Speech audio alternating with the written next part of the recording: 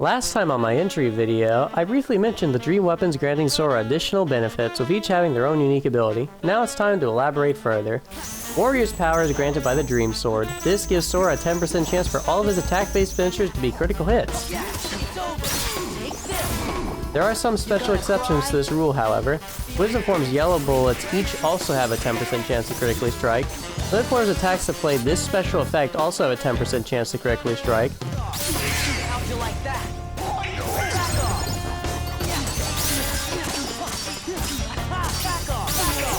Feeling a little wrecked? Limit Form's strike rate has a 10% chance to critically strike on each hit, and Limit Form's Ragnarok projectiles each have a 10% chance to critically strike. The other thing to understand is that multi-hit attacks only have their chance to critically strike on the last hits. As an example, this means that Valor Form's spinning ground finisher will not critically strike on these initial hits, but the final launching ones will.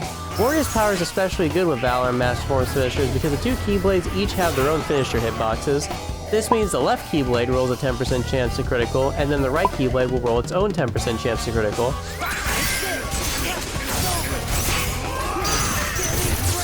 In case it wasn't clear, magic-based finishers will not critically strike. When you are not in a battle where the command menu is red, critically hitting an enemy will roll a gotcha roulette and then drop an item based on the result.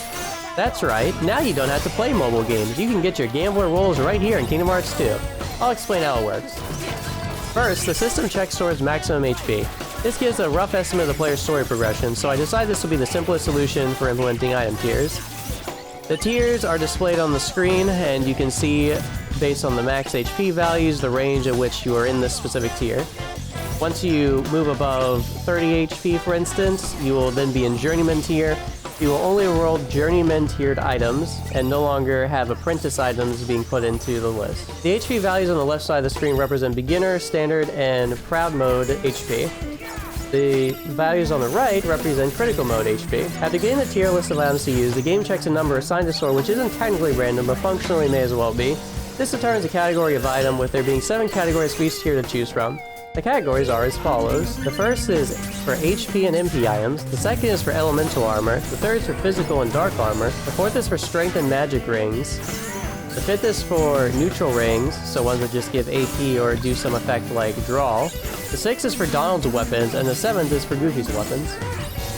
Once the category is selected, the game checks if you have rolled a rare item. Each category has a possible rare item you can get, which is also changed based on the tier list selected.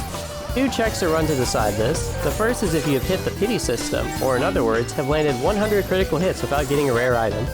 The second is if you roll a 1% chance. The game will notify you through the information prompt for a rare item drop. Finally, once all of these checks are done, the idle AI on Sora will copy the selected item to the game's memory for a prize drop, then scatter some HP orbs in the item where the enemy was hit, and play a sound and visual indicator that the enemy was crit.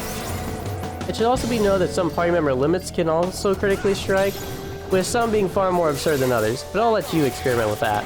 Functionally, the critical hits themselves add damage to the attack, which completely ignore the enemy's resistances, with the added damage being Sora's max HP. Some enemies have a critical immunity they can toggle, although I don't know how, but others can actually be killed even in the middle of their desperation moves if you get this. Yes. Yes. Please. Yeah, back off! Oh!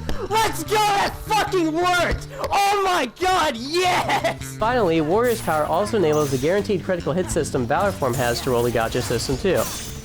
Anyways, I wrote all that code in a mock assembly language, and yet there's an argument to be made that this is actually the weakest of the 3 Dream Weapon abilities.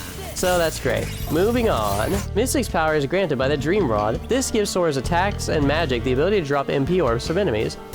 Basic attacks and magic will drop 2 small MP orbs, and finisher attacks and magic will drop 2 large MP orbs. There are some exceptions to this rule though. Sora's Reflect won't drop any MP orbs from enemies until the last hit. Sora's Magnet spells won't drop any MP, except for some unique form hitboxes on it.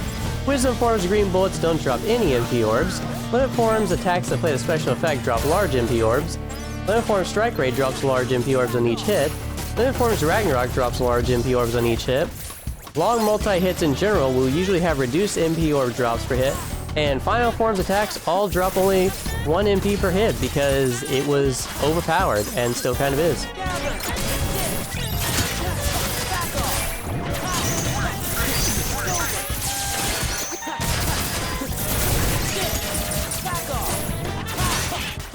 Additionally, due to the way this is coded, Jackpot can actually affect the drop rate of the MP orbs, and Draw can help obtain them in the middle of combat like any other orb. Personally, I had a lot of fun with this. Guardian's power is granted by the Dream Shield. This enhances Sora's guard to block almost anything in the game, as long as it's in front of him. You can counter guard out of most of these blocked attacks just as you would with your normal guard. Guardian's power will also affect Valor Form's attack parries, Limit Form's guard, and Master Form's air guard. Experiment with some openings you may not have gotten before by utilizing this. Frankly, you can use this power for an easier learning curve, as there's not much more to elaborate on with it. As a final note to all this, Anti-Form is not affected by any of the Dream Weapon powers. Thank you all very much for watching, as always, and I hope this gave you an urge to play through Kingdom Hearts 2 3 more times. I think replay value is important in the game, and I wanted to encourage a focus on different playstyles with these changes, while also making the choice of weapon actually matter on Level 1 Critical Mode. That being said, you can play as small on whatever difficulty you'd like.